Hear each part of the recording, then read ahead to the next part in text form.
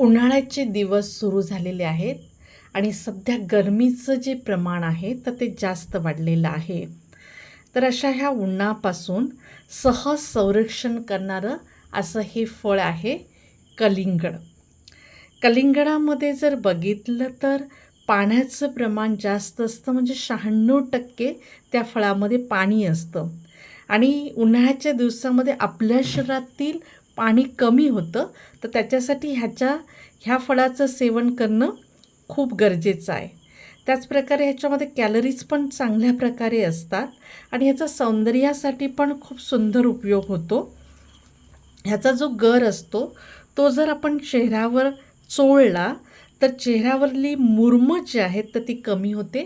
तसा चेहरा आपला जर बघितला तर मुलायम बनतो, त्वचा जी आहे तर ती मऊ बनते आणि चमकदार बनते. त्याचप्रमाणे ह्याच्या गरामध्ये लोणी मिसळून जर चेहऱ्यावर लावलं तर चेहऱ्यावरच्या सुरकुत्त्या ज्या आहेत त्या पण कमी होतात. आणि तशी फळं खूप काही इतर फळांप्रमाणे महाग असतात अशी नाही आहे. तर ही जी गावठी आपण म्हणतो तर ती फळं घेऊन त्याचं सेवन करायला आपल्याला काहीच हरकत नाही. ताजी फळं घ्यावीत आणि ताज्या फळांचं सेवन करावं.